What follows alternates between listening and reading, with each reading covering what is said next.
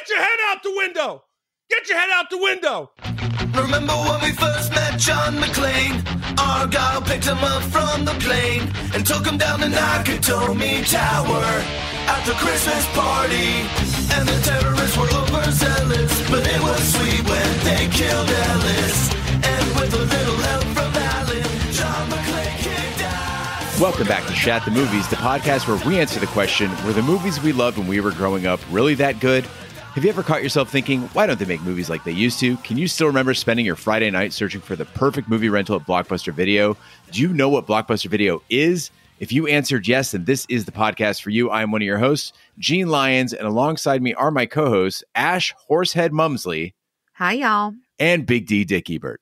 Good evening. And each week we take a look back in time and decide if our favorite films still hold up. The movies we cover are chosen by you, the listeners, who generously commission the films you love. If you'd like to see all the movies we have covered, will cover, or want to choose one for yourself, please visit shatthemovies.com and have a look. And at the end of each podcast, we'll provide you, the audience, with the number of wipes each movie would take to get off your respective butts. So thank you so much for listening. If you have not already, hit that subscribe button and share with a friend. That's how we help the podcast grow. Additionally, subscribe to our sister podcast, Shat on TV, where we review TV series such as Lovecraft Country, Westworld, Taboo, American Gods, Game of Thrones, True Detective, and Watchmen. Find all that information and past episodes at shatontv.com. And if you have not already, subscribe to our Twitch stream. You can hang out with us live all week long. Follow and subscribe at shatthemovies.com/Twitch. We play video games there. We host watch parties, and we have special events coming up, including Shat on Jeopardy! Yes. Coming up June 25th, where Big D, Ash, and I will face off against each other in 80s and 90s trivia. All that being said, Big D, what movie are we reviewing today? Well, Gene, each week when we get a commission from our wonderful listeners who decide to support the podcast, it can go one of two directions. It can go the carrot, where they're like, oh, it was a wonderful experience I had watching this growing up. Or some listeners like to take the stick to us. This week, one of our listeners, Dan, couldn't decide right up until the end whether he was going to give us a movie to reward us or a movie to punish us. But Dan decided to commission the 1981 American parody slasher film, Student Bodies. When he wrote, Dear Shatters, I have long debated what overlooked gem I should commission. Perhaps the greatest movie that could never be made today, Risky Business? Or should I punish you for your horrifying ranking of the greatest comedy of all time, Real Genius, and make you watch Pink Flamingos or Desperate Living? No, I like you too much for that. So I ask you to shine a light on my favorite movie from my childhood, the first great horror spoof, Student Bodies. 99% of high school broadcasting classes today have production values higher than this film, but somehow it's just perfect for the jokes. I submit that there is no movie more chock full of excellent lines for inside jokes. To this day, my fantasy football team is called the Horsehead Bookends. Whenever I see multiple people killed in a movie, I'm waiting for a dinging sound and a body count. I can't look at an eggplant or paper clips without thinking of them as deadly weapons. I imagine seeing eye dogs driving for their companions. This movie is so perfectly weird, and when two people have seen it find each other, they cannot stop quoting the lines. I am curious how you rate it, because in many ways it deserves a 6, but there is also an argument that it deserves a 1, because it could not be more consistent in its bizarre humor. I don't think any of the Scary Movie series can hold a candle to it. Thank you for all you do. Please revisit Real Genius so you can redeem your reputation among true cinematic enthusiasts. Dan from Park Ridge, Illinois. You know, there's a vegan bakery that opened up by my house that also doubles as a horror movie prop museum. Dan, I feel like you're that sort of a connoisseur where it's the details that matter to you, and maybe you have your own little museum to Student Bodies. Well, and I take real offense to this here, Dan. Pink Flamingos is a fantastic film. I love John Waters. I love Divine. So that would have been okay. That one would have been a lot better than this one. I think, Gene, along with us starting to tell people where we watch the films, we should require that people who commission a movie tell us the last time that they watched it. Because it's hard to know. Like, if you had asked me, let's say 3 days ago, I would have told you I love this movie. It was great. But that's because I hadn't watched it in 35 years, probably. So I would like in the future commissioners, please tell us when you watched it last. By the way, if you're looking to get this at standard definition, $2.99 in the Microsoft Store. Student Bodies is a 1981 spoof of slasher horror films such as Halloween, Friday the 13th, and Prom Night, and the first film to satirize the thriving slasher film genre. The movie grossed $5.2 million at the box office, though Vincent Canby of the New York Times called the film, quote, a real disappointment, writing that it, quote, just slowly topples over as you watch it like a stand-up comedian in the act of failing. So Big D, Ash, we always ask what your memories are of the movie we're reviewing. We'll start with you, Ash. What are your memories of Student Bodies? I've never seen this movie. I had never heard of this movie. I unfortunately now have done both. I'll tell you, I am a massive horror fan. Horror is like my favorite genre. I love a horror film. I love a horror series. And so I love a good horror parody. I think they're funny when they're done well. And I've seen all of the movies that this movie parodies, and we'll get into it later, but it was interesting. Yeah, I didn't know this was a movie, Ash, because there was I think it was a Fox TV show called Student Body. It was like a sitcom. Correct. Big D, you weren't wrong. I hadn't heard of it. And I really hope that you, as the senior member of the pod, can really enlighten us as to the jokes that we might have missed. Okay. So yes, as the senior member of the podcast, I was even too young to see this when it came out, because at this point I was only barely 8 years old. So I've said before, I'm a huge fan of the schlocky 80s horror. I love Friday the 13th 1 through 4. Final Chapters, probably one of my favorite films. 5 with the ambulance driver as Jason, piece of shit. 6, 7, and 8, good. 8, Jason Takes Manhattan, I like just because it's New York, had a good poster slashing the I Love New York. The Halloweens, I love them all. Even Part 3, Season of the Witch, even shit like My Bloody Valentine, the Stephen King stuff, Children of the Corn, Carrie. I really like that stuff. We talked about Pet Sematary. Prince of Darkness. That is one that scared the shit out of me about the devil coming back in a Los Angeles church, the Texas Chainsaw Massacre stuff. But this movie came out before all of that. So I must have been in the middle of, let's say, my horror phase. So probably 85, 86 when I first saw this. And for me, as a kid at that age, it was genius. I was like, wow, how are they doing this? They're tying all the movies I love, and it looks like it. It was not brilliant. Looking back now, maybe, what was it, 12-year-old me really loved it. But that was because I'd probably seen 10 movies at that time. So other than that, I'm sorry for making you guys watch it if you didn't like it out there. But parts of the jokes, I could just spit them out verbatim. Well, Dan made a point to admit that the quality of the film wasn't too good. Let's check out the quality of this trailer.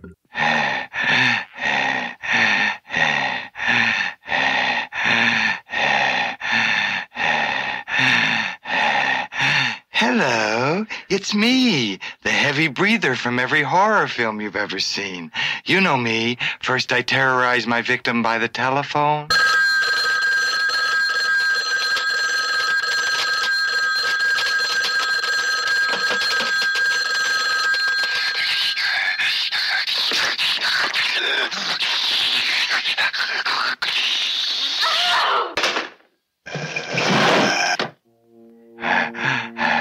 Then I choose my murder weapon. A gun? Nah, too easy. A hatchet? Nah, I always use a hatchet. For this movie, I want something very frightening and deadly.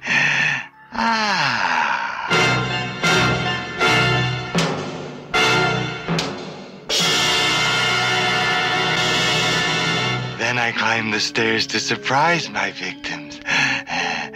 Why do they always live upstairs? This movie's a comedy, so killing's not so easy. Sugar lips. The movie's called Student Bodies, so I picked a typical American high school. This is Mr. Peters, your principal. Mr. Peters!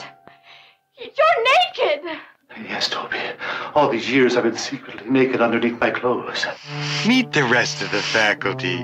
The shop teacher, the guidance counselor, the janitor with the IQ of a handball. What's he doing?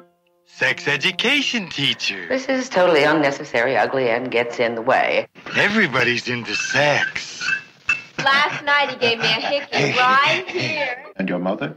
She also told me that sex was bad and dirty. But only with my father. With everyone else, she said it was great.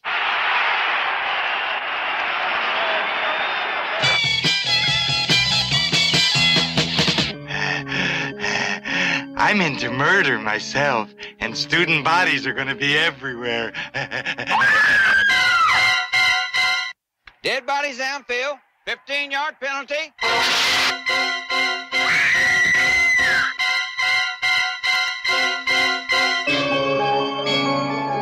See Student Bodies, a killer comedy.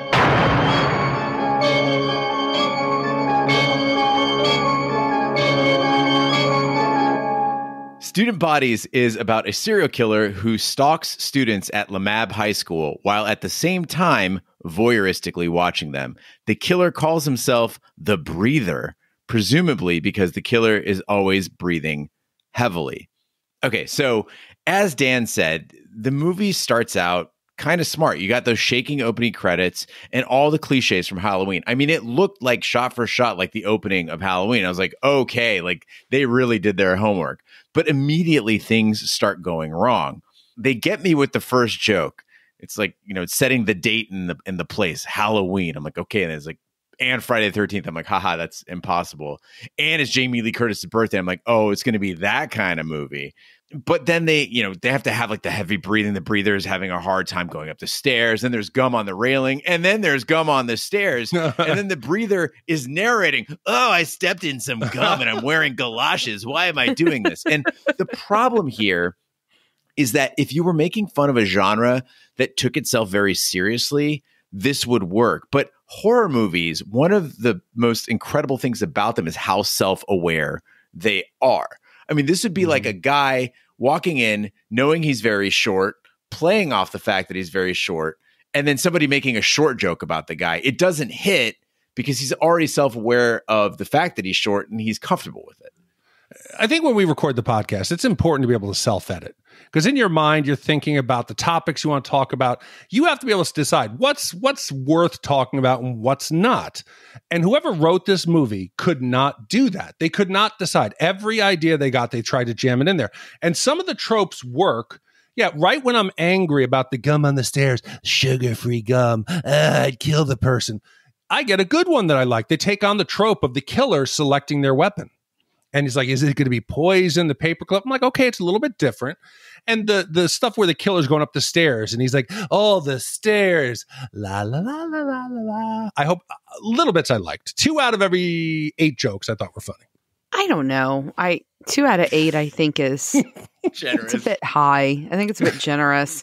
And so our commissioner mentioned in his letter, and I think we need to go ahead and get it out of the way now. The scary movie comparison is something that's going to be just inherent with talking about this film, because the scary movies, while the sequels I don't think were that good, the original one was considered to be a fairly decent parody of movies like Scream and the 90s slashers, and Scream itself is a parody of all these 80s films that is a really strong parody. And so with all that said, Scary Movie, Scream, I mean, this movie pales in comparison to them. Like, they don't even hold a candle to them. And I think the reason why, like, the Scary Movie parody is so funny is that it's smart and it really knows its source material. It knows it in and out. And this movie, I think, understands the surface of horror films, but I don't think that it's a fan of them, or at least it doesn't feel like it's a fan of them. And I think you have to be a fan and a lover of what you're mocking to make it work. And this one, the jokes just felt so surface and so pointed. It felt like they weren't just making fun of the movies, they were making fun of the people who watch them. So Gene, you really complimented the opening part that really, really does a good job of capturing the essence of Halloween. The camera blocking, I think, is pretty good. The setup of the scene, it's great. From the way they shoot things to the babysitter going into the kitchen, she opens the door, the way they chose to shot it, it was really authentic. It looked good. And even though a lot of the jokes miss. I said, 2 out of 8. They do some things that I think were kind of groundbreaking, and they found that they were the moments that stuck in my head the most. The call outs on screen, the bing, bing, bing, look, door open, this isn't smart. Oh, that's a suspect, that they're calling them out. Because I remember as a kid, I used to go see the horror films, and in New York, people talk to the screen. Halloween, part 4, I can remember it, is a part where Tommy's sister or somebody is up in the second floor of the house looking out the window, and the guy next to me goes, "Get your head out the window! Get your head out the window!" Jason pulls her out. He goes, I told her to get her head out the window. So this movie does that in a way that as you're watching, it's like the experience in the theater. The little tick, the body counts, I think is brilliant. There's a couple YouTube channels now that do that where they try to estimate the kills. They'll do all the Friday the 13th. They've even done how many orcs were killed in the attack on Helm's Deep in Lord of the Rings. So that shit is funny. And I think those really worked, but they couldn't decide what was a good idea to put in. They just shoved everything. Yeah, I think you're right there, because when they teed us off and they said there's going to be 13 and a half deaths, I was like, what the hell is the half death? And you know exactly how many people or things are going to die in the movie. And that kind of made it fun because you're counting along with it.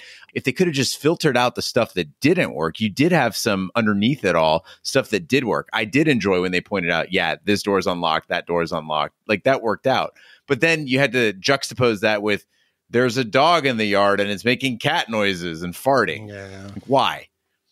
Well, the breather enjoys stalking victims over the telephone, and much like Jason Voorhees of the Friday the 13th films, he hates seeing youngsters having sex. The breather uses many unusual objects to kill his female victims, such as a paperclip, a chalkboard eraser, and a horsehead bookend. So, Gene, you've brought up before the video quality or the production value of the film was a little bit lower, and we should give some slack to the 1980s, the early times, but the volume in this movie, I really have to take an issue with. For me to record the podcast, I have to watch the films usually late at night. I have to find a way to kind of work it around the family. So last night, Vanessa, Emma, my sister-in-law's in from Brazil visiting. They'd gone to bed. So I'm like, oh, this is going to be perfect. I sit down, turn it on, and the breather comes in. Everybody remembers the breather, but whoever was doing the volume, it was, it fluctuated. So I found myself volume up, volume down, volume up, volume down. Half the time expecting Vanessa to walk out of the bedroom because it was like I was watching hardcore porn. The audio in this, make it consistent because I couldn't focus. I had the damn remote in my hand. I just like that the breather's voice and accent didn't match anybody in the movie. I felt like it was some guy that worked the deli in like Brooklyn or something. He's like, "Hey, you want some mustard on that, the kid?" But I admittedly laughed twice while watching this movie. So I do want to give props, Dan, to two of the laughs that I got. One, I don't know where the hell this joke came from. And like you said, there is a consistency to the bizarreness of it. But there's a piece of chicken on the ground with like one bite taken out. And the dad comes home, picks up the drumstick with one bite taken out of it. And he's like, chicken. And then he finds the other piece and he puts it together. Broken. Rubber bands it together and puts it back. I don't know what the fuck that joke was all about, but it hit right. And the other one, of course, was this very, very clever moment where the movie just takes a break. And I love these asides. Rocky Horror Picture Show did these brilliantly.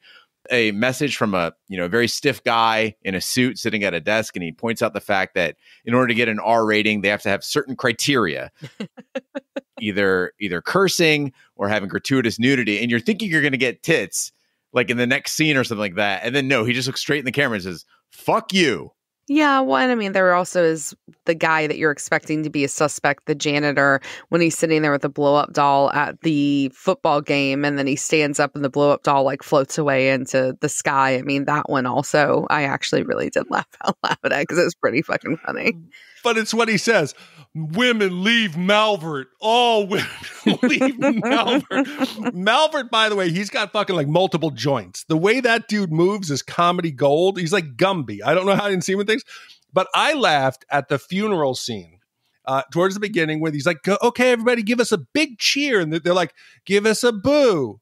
Give us a who. Give us a boo, hoo, yay, beat death." I was like, okay, that made me laugh. And then you have to love Mr. Dumpkin's obsession with the horsehead bookends. Where did this joke come from? but they wrote it. And I mean, when he's describing the horse head, or he's just in love with it, it's so ridiculous that I think it works. If he was in love with anything else, making lamps or whatever, it just doesn't cut it for me. Yeah, and I wish they had stuck to that. The jokes that don't hurt anybody, right? Horsehead bookends and having a sexual obsession with them, that doesn't hurt anybody. That's fine. But then they have to go into areas of racism and ableism. I felt like just a bully wrote these jokes. The one that struck me was the blind guy in the car, and then the guy in the wheelchair in the car, and they get in a car crash. I was like, God, where is this going? And the joke just goes on and on throughout the movie, where the guy in the wheelchair is having the blind guy pay him to describe the game to him, but they're not even at the game. If somebody is making that joke, or Dan, if you're telling me this movie's funny, I just want to sit down face to face with you and go, explain the joke to me. I don't know. I'm going to try to be that person right now. Okay. Because I think as they ride it out, like the 50-yard line tickets and the fighting with the stick later on or whatever, that I don't like. But the first time, it's funny anytime a dog is driving a car. I just think if any dog's driving cars, it reminds me of Toonsis, the driving cats on SNL. But the dog pulls up, he hits him. And I'm like, what the fuck is going on? It's so ridiculous. The guy comes out and he says, hey, I'm more handicapped than you. And then I'm like, where's this going? The other guy gets out of his car. He goes, no, I'm more handicapped than you. Well, I can't make love to a woman. I can't even see a woman. By the time the joke is over, I'm in shock because of what I've seen. And I think I just laugh at the ridiculousness of it. But I did smile and laugh. I can't explain it. It doesn't make any sense. But it was funny. I didn't particularly find that funny, but one thing that I did think worked well was the virgin gag that they had going on. I mean, this obviously is something that started here that gets continued through with any horror movie parody, which is the idea of the virginal queen, you know, being the one that survives. And I thought this movie did fine with that, you know, just the little subtle no button that she wore on her outfits at all times. And then when she finally is in the locker room scene and she's standing there in her bra, there's a much bigger button on her bra that says for one last time, no means no. And I thought that was great. And then also there's that part when the breather is giving the breakdown of who all the suspects are. And he refers to, you know, the main character and says, why would anybody want to have sex with someone with that Prince Valiant haircut? That worked. That was pretty funny. But again, Scream and other movies did this parody better. Ash, I do wish that they'd spent more time with Toby, but instead they decided to spend time being more offensive. And just when I thought that the blind guy and the guy in the wheelchair joke was the worst thing I'd ever seen in Shat, we get two simultaneous things happening during the football game. And I was like, they cannot be doing these both at the same time. They've got a football player who is trying to get through the defensive line and linebackers who are all black. So he jive talks his way through because he's black too. Hey, blood, I'm going to try to get through here. All right. And he sneaks his way through because he's black and they're black. So of course they're going to be cool with him as long as he jive talks. But at the same time, you have an African student who apparently took the bus and didn't know how far the bus was from Africa to get there, who's told to walk into a plastic bag and suffocate himself. At the same time, this is the most offensive thing I have ever seen while doing Shat the Movies. Again, the people being panned, the people being made fun of have to be in on the joke and a parody for it to be funny. And here that doesn't happen, but I would argue that the random sign language gag that they pull later on in the movie where they're pretending to access, you know, to do like the American Sign Language access for the people at home, and then they just give up and start doing random hand gestures. Well, that one was pretty bad too. Zoom, zoom, zoom, zoom, boom, boom, boom, boom, boom, boom, boom, boom. Here he comes to save the day. I'm shocked I'm going to have to do this, but I'm going to have to call out your SJW cards, both of you. As I'm watching this movie, I'm waiting for the moments to come. You pick that as the most offensive. There is a by far more offensive moment in this movie that I thought for sure your head was going to explode. I could hear a distant pop, and I thought it was your head popping in Arizona. Eggplant as the murder weapon for the black couple having sex inside the float. My grandmother was Italian, very racist, and she had the eggplant in Italian is a slang term for African Americans. It's worse than a noose to me. It's worse than anything. How you two didn't see that or say that, I'm shocked. Eggplant to kill a black person? I've never heard of that. Yeah, I've never heard that. Is that like a common thing? Yeah, I believe so. Google it. It's problematic. The word in Italian is moulignam, and I vividly remember her using that word often. So when I saw that eggplant come out, I said, they ain't doing this. But yes, they did it. I was shocked. It's an ethnic slur for a black person, seemingly common for Italian Americans. Next time you run into a fellow student bodies enthusiast, might want to high five and not mention the eggplants. Huh. Yeah, we learned. That's our job here at Chat the Movies. You educated us. Yeah, like what was it, G.I. Joe? Knowing is half the battle. We'll have like the star come across the screen. That's how we're going to end our episodes. The more you know. Mm-hmm. The film itself ends with several twists. Initially, it's revealed that the principal and his elderly female assistant are working as a duo as the breather, even though they're shown at one point in the film in the same room as other characters when the breather contacts the school in order to threaten to commit further murders. So after Gene's head explosion, the sound that I could hear, I also heard what sounded like a teapot or water boiling, which why I envisioned Ashley's temperature rising as the movie continues to mock teachers. We have the mentally challenged janitor Malvert, who had been a teacher but had an injury which made him disabled. And the principal says, well, it's a pay raise from up to a janitor from a teacher. And then the signs hang around the school that says, those that can do, those that can't teach. Ashley, what's going on? How are you feeling with all this teacher hate? I mean, every movie about high schoolers makes fun of teachers. I mean, that's just like par for the course. I mean, everything from Mean Girls to Never Been Kissed. I mean, every teenage movie ever makes fun of teachers. And I actually thought the joke about the janitor being a pay raise from a teacher was actually pretty funny. I thought that was actually one of the smarter moments in the film. The high school scenes, normally we talk about, your big party scenes like in 16 Candles, or we talk about like the letdown of prom scenes like in Valley Girl. And here is another prom scene that just falls flat on its face. I think, and it's a huge lost opportunity because there is so much to make fun of in terms of like proms from other horror films. And they totally drop the ball. And let's just talk for a second about that costume and that Southern accent that fades in and out. I mean, y'all, I didn't know if like the acting wasn't good enough for me to know it was intentional or if it was really just that bad. But the movie for me just was dragging by this point. I have to admit it. When they're walking through the wardrobe, I was like, please let this end.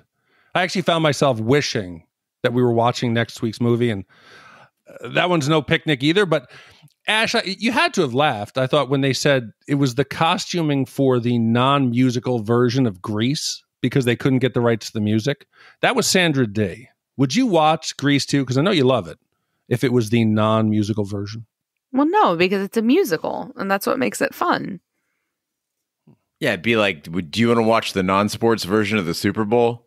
Right, just the commercials. Actually, some people do that, I guess. Yeah, maybe. And as the comedy was failing in this movie, I found myself clinging to at least the mystery. And I was like, Ash and I, twinsies, we're probably watching this movie doing the same thing. We're trying to piece the clues together and figure out exactly who the killer is. At least we'll find some substance, a morsel of enjoyment, a modicum of joy in this film. And of course, we know from previous episodes that Big D is a budding detective in his own right.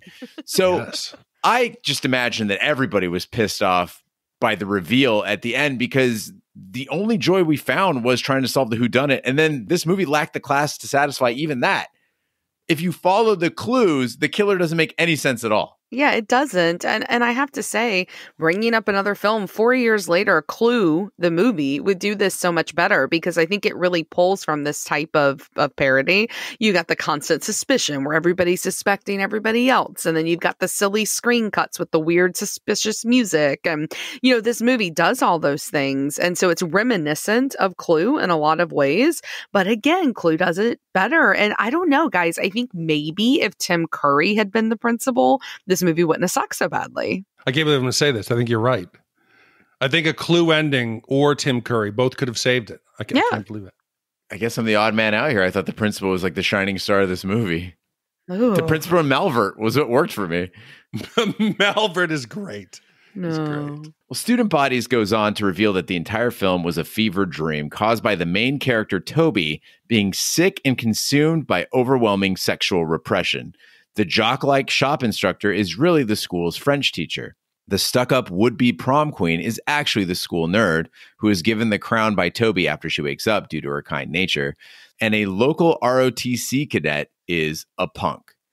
I gotta say, this whole thing felt like community theater, which I've done a lot of, like Vampire Lesbians of Sodom. Like, that's the sort of thing that this felt like, where it's like, what's wacky enough that no one would ever make a movie out of it, but we could do it as a small production, you know, with unpaid actors. Well, here we go. And I support independent and low budget film, but a movie has to be an exception to get by on the script and the oddball ideas alone. Like, it's got to be truly out there and brilliant. If you combine indie and low budget with just dumb, it all fails. So as we're watching Toby and she wakes up, I'm convinced. I said, this is the same girl from Friday the 13th. I'm thinking this is the girl who wakes up on the boat. The boy Jason jumps out of the water. The haircut did it for me. I'm like, okay, let me check. So I rented on iTunes. So I hit down arrow, and then I get to where the cast is, right? Normally they have pictures of the cast. This had nothing. So I'm like, all right. So it didn't even have the character names. So the first actor, I click on it, IMDb, this movie alone. Next actor, IMDb, this movie alone. Director, this movie alone. The entire cast, 99% of them, never did anything beyond this movie that I could find connected to it on iTunes. So I think movies in the past that I've really gone hard on, like Clerks, yes, that was a low budget film, but the people they brought in at least had careers. They weren't necessarily the greatest, but this movie, it's almost like this was a career killer for anyone involved. Well, and I got really bummed because when I saw the list of people starring in it, it said Kristen Ritter. And I'm a huge fan of the other Kristen Ritter who plays Jessica Jones on the Netflix series. I think she's amazing. I was like, oh my God, I didn't know she was that old. I was super pumped that she was going to be in it. And it's Kristen with an I, not a YS, like the Kristen Ritter that plays Jessica Jones, who is only 39. So she would have been like an 8-year-old in this, but no. That's the wrong math, guys. She would have been like 2. But the point is that I got really, really excited about it and was let down. And the other thing I was let down by was this twist, right? So you've got a movie that's parodying all these horror films. And then all of a sudden, hey, let's throw something else in there. Let's make a reference to Wizard of Oz. And it was just a mess. She wakes up and she's surrounded by all of her friends and family, and her life's actually okay because she clicked her heels and she's back home and a bed because of sexual repression, which I'm not even going to get into how offensive that is. And so I think in the end, they could have done with some serious editing of ideas. But I think in most movies, you're left with what's your final impression. If you can close something out, that, like, for example, let's say TV series, you remember the ones that close it out well, and then the ones that don't do it. I mean, you have your Breaking Bads and you have your Losts. You have the ones that really close it out. Okay. I really like the end of Lost. Same. Okay. Well, it's okay. So let's just say, what's another one that people don't like? Let's say Dexter. Battlestar Galactica. Did those go out on a high note or a low note? For me here, if they had just thought, let's give it one twist, something that would have the audience go, holy shit, how did we miss that? One nugget of originality at the end, I think could have changed all of our perspectives and opinions on this movie. Well, after being released from the hospital, Toby and her boyfriend are about to have sex, at which point he puts on gloves similar to the ones worn by the breather and strangles Toby, as he has lost respect for her. However, in an homage to the nightmare ending of the film Carrie, Toby's hands rise up from the freshly dug grave after her funeral to attack her killer. So we did a lot of reflecting on why I did not like this movie so much, because it's rare that I just really don't like a film. And I think I've come up with it, you guys. I think the problem is they just didn't have enough source material yet. We're reflecting on this in 2021, where we went through the golden age of horror in the 80s. We went through some great slasher revitalization with Scream in the 90s. And then we've just recently gone through this horror movie revitalization and wonderful like auteur cinema that's come out, right? So horror, it's just such a beautiful genre now. And in 81, it really wasn't. You had Prom Night, you had Friday the 13th, you had Halloween, you had Carrie, but all the big ones that were to come, like Nightmare on Elm Street a couple of years later, that series alone starting, they just didn't have. And so I really think that if Freddy and the other horror, moments had already been around, that this movie would have been funnier. It would have been better. And so I think maybe this is a film that's a parody that happened too soon. And because of that, there weren't enough jokes to bury them. There weren't enough parody moments to not know what was coming, because the second they buried her, come on, everybody that's ever seen a horror film knew what was going to happen. Her hand was going to shoot out of the grave, and it was going to be lame because you expect it, because there just wasn't enough to, no pun intended, bury the lead there of what was going to come, because there was only like 2 or 3 things that could happen. I was so disappointed in Sarah, who was sitting right next to me as we were watching the movie, because I was mid eye roll at the grave scene, like, they're not going to do it. God, this is so lame. And the jump scare got her. Oh, no. And I'm like, you got to be fucking kidding me. No. The jump scare got you? Just got to watch more horror movies. But Ash, I got to tell you right now, I was dead set in my score in this movie. But you, just like I discussed, you closed me right here. You closed it out with a strong point. The closer. This was ahead of its time. It fails because it did not have enough source material. Yeah. That's got to be worth something. It has to. It was so early to parody a genre that didn't really exist. You know what I mean? There was, at that time, what did it say in the credits? 26 horror films came out last year. Those are probably like the first schlocky 80s, late 70s horror. I think the movie might deserve even one crumb of respect. And that'll be because of you. No, let me go back and say, I don't think it deserves any respect because of the fact that it tried to parody something that it didn't really understand. It's like trying to parody a Mel Brooks film. You can't parody a parody, like that doesn't work. The same end of that spectrum is that you can't parody something that you don't have enough to parody, that it becomes an SNL sketch that gets stretched into an hour and a half. Like that opening scene could have been an SNL sketch. And then instead, they just kept going on and on and on and on. And it's just not funny. When we recorded the Full Monty, we talked about those audition scenes. And I had the misfortune in high school of being on like a panel that would watch people audition in order to see if they could get into like plays that we had in our arts department. And so these students would come in. And I got to tell you, some of the most offensive, racist, homophobic shit comes out of people's mouths when they can't think of anything funny to say. Yep. So they'd come up in front of us and we're like, okay, here's your setting. They'd have to improvise, and it would invariably, unless they were truly talented, go to those places. I think that's what happened with the writing team here. You mean like the whole script for Dirty Work? Not the whole script. No, that was much more elevated and sophisticated. It was hooker jokes. You're out of line. I'm gonna call the warden. You're just out of line. Well, now is the time where we give our SHAT scores for Student Bodies. Our wipe score is our way of telling you how many wipes this movie would take to get off your respective butts. 0 wipes is a perfect movie. It's a clean kill with a paper clip, leaving no evidence behind except for 2 bodies in a plastic bag. 5 wipes is an absolute disaster movie. It's going down into the boiler room and finding Malvert pulling a crossword out of his pants. Big D, we'll start with you. What is your wipe score for Student Bodies? I want to start off by saying this is probably the most disappointed I've been going back and seeing a film. I had such good memories of this movie. And a lot of times nostalgia glasses, they get in the way. And when you're wearing them, you can feel it. When I'm looking at a movie nostalgically, I can tell that my memory of the jokes and where I was is affecting my view today. I'm going to fight through it.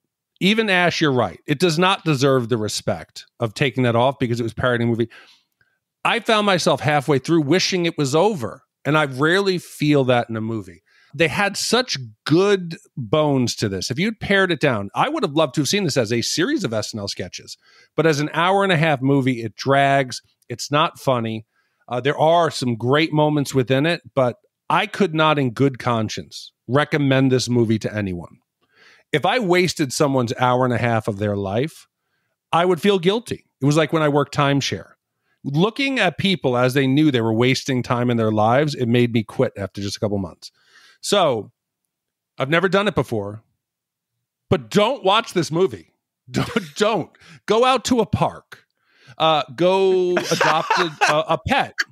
Write a poem. Do something else. Try crocheting. Find a hobby. Do anything else. This hour and a half will never come back. And it's sad. But this is a 5-wipe movie. Anything less, I would not be able to respect myself.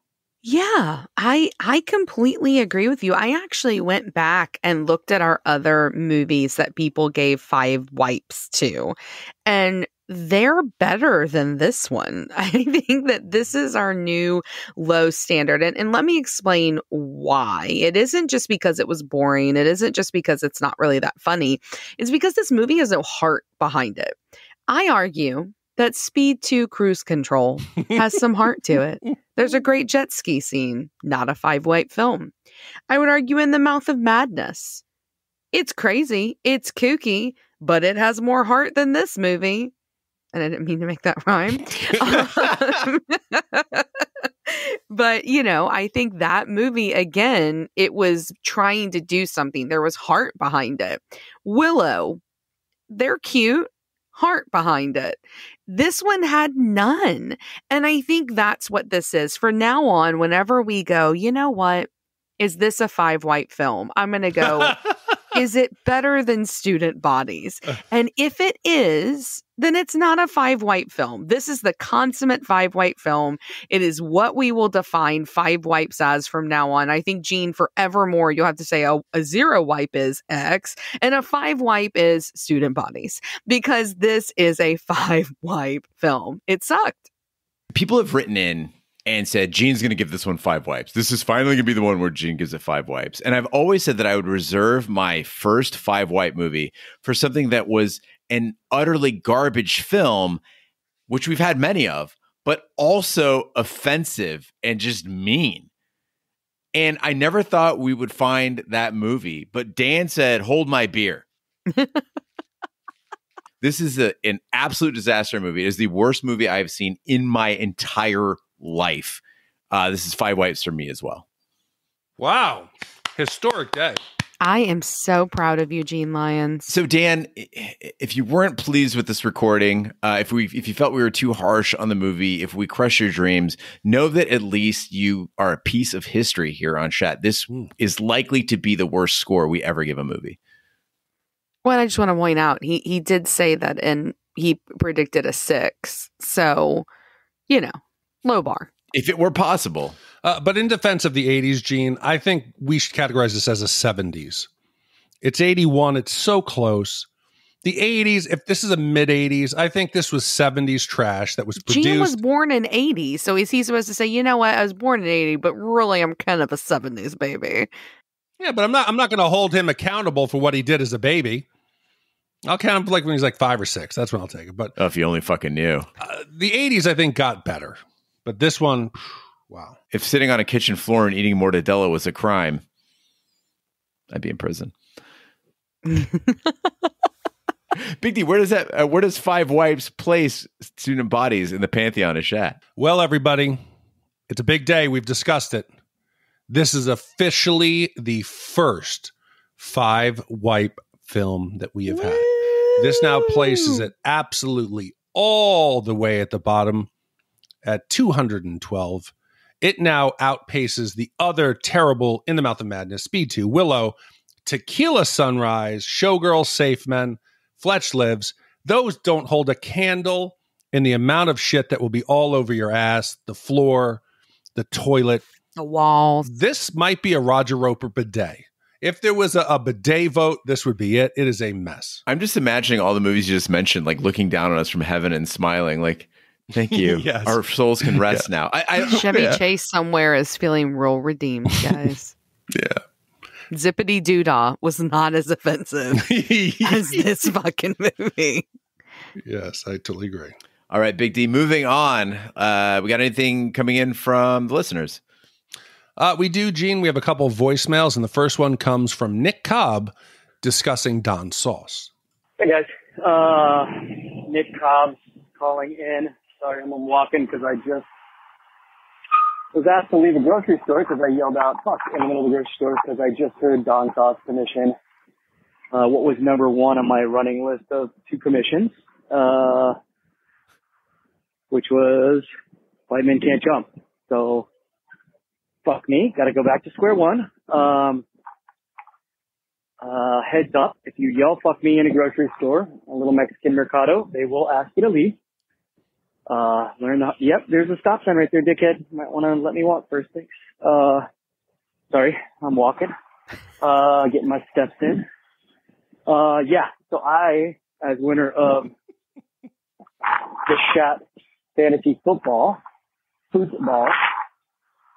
need to get my shit together and commission something. Once I get a day off, I will do so.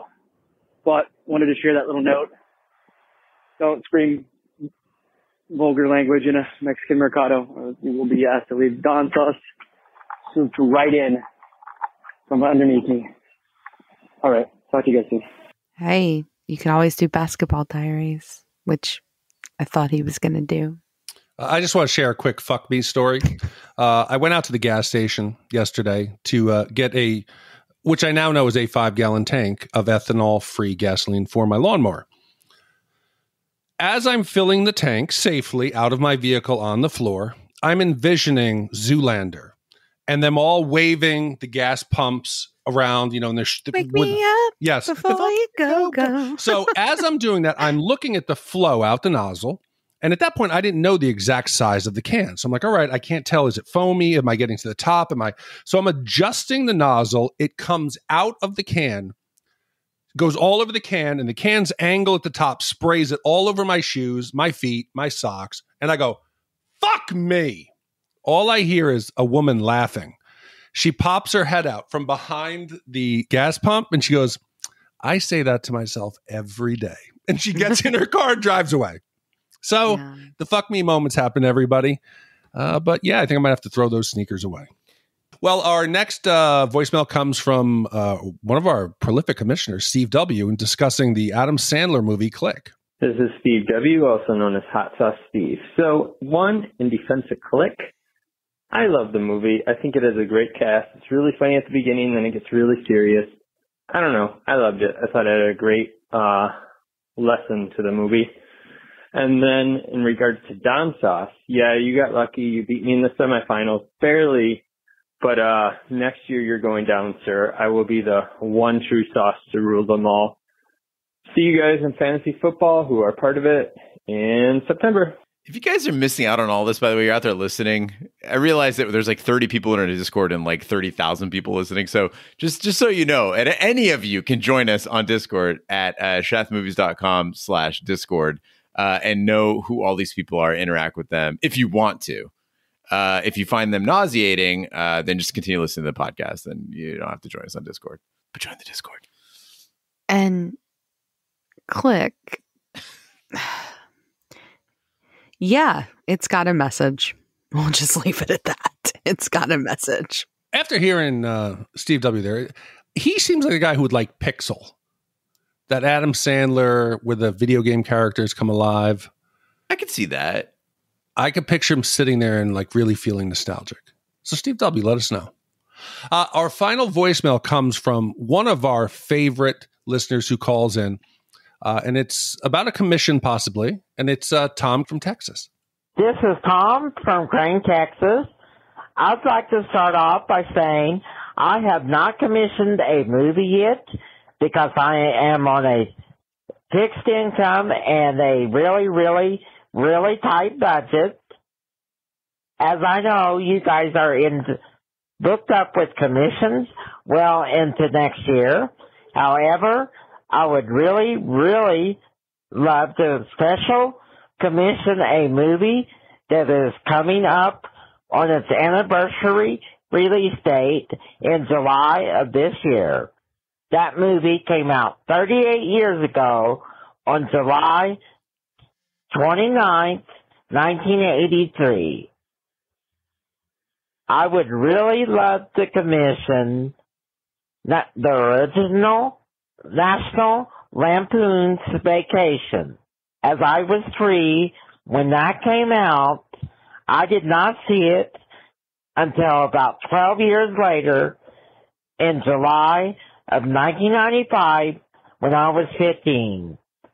I would really love to commission Vacation because I have a really great special experience the first time I watched it with many close loved ones, and many of them of those loved ones are now departed. I look really forward to hearing back from y'all, and I hope y'all have a great week. Thank you. All right, so I've got an idea, Big D. How about we do this? We were looking for a great summer movie to do anyway. July, we got a little bit of time in there. I think we could squeeze in one more episode. And we have this Shat on Jeopardy coming up on June 25th. On previous Twitch streams that we've done, we've set goals in order to commission movies as a group to crowdfund them. I think it'd be a lot of fun if we took that stream, set up a little bit of a running donation count down at the bottom. And if we hit goal, we'll do National Lampoon's Vacation. Well, and if you're not able to join us on the Twitch stream on June 25th, which we hope you all are, but you want to get involved because Tom's a Texan. I have a soft spot for Texans. If you want to get in on this and you want to make National Lampoon and make Gene and I have to talk about Chevy Chase again, because we both love him, please feel free to go to our website, shatthemovies.com/donate, and kind of get the donation train started because we'd like to do it for you, Tom. Totally agree. And if you want to, if you do Venmo or PayPal, whatever, just leave in there a note that you're helping Tom. Thanks for calling in, Tom, Steve, and Nick Cobbs. Big D, what do we have coming up next week? So, Jane, next week in this action movie, tough biker Harley Davidson teams up with his cowboy hat wearing buddy known as the Marlboro Man to help save the bar of a mutual friend. Enacting a plan to rob an armored truck vehicle, the two are surprised to find out that they've heisted a massive shipment of a new drug. Soon, the corrupt bankhead, Chance Wilder, sends trained killers to take out Harley and the Marlboro Man, with the duo fighting for their lives. Commissioned by Lachlan H., and it came out in 1991. I had never seen this movie. Never thought of seeing it. Never wanted to see it. Didn't know anybody who'd seen it, but now I have. Well, thank you, Lachlan, for the commission for next week's movie. And thank you, Dan. We're sorry and you're welcome.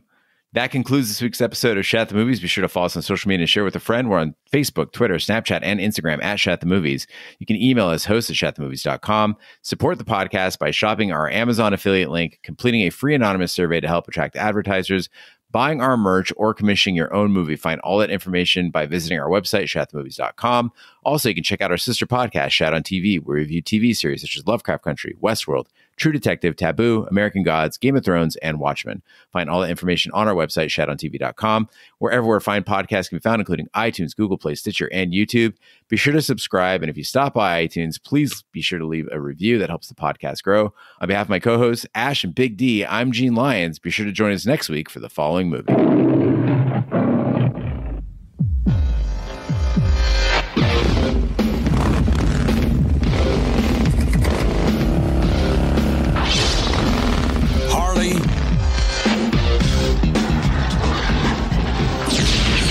Marlboro. If you want to ride their road, you gotta know the rules. Never play cowboy. School's out, boys. In a room full of Indians. It's better to be dead and cool than alive and uncool. Never go into a bar. I can't watch this. Unless you're willing to get smashed. You're doing pretty good up to there. Never ride a Brahma bull. Strap on your seatbelt, get ready to fly. When you can take a bus. Does that look like the work of two bit hoods? Yeah, pros would have used my keys. Never rob a bank. Get back what's mine and kill these men, okay? Run by bigger crooks than you. Hey man, that's what friendship's all about. Never resist an arresting officer. Okay, cowboy, let's blow off some steam. We gotta talk to the man upstairs. Stand my tail. No problem. Never start at the bottom when you want the man on top. Never dive from the 20th floor. We're gonna jump. I hate you for this, Harley. I hate you, Harley! Unless the pool is full. You guys are a piece of work. Shoot him! Mickey Rourke, Don Johnson, Harley Davidson, and the Marlboro Man. Can't believe you shot me.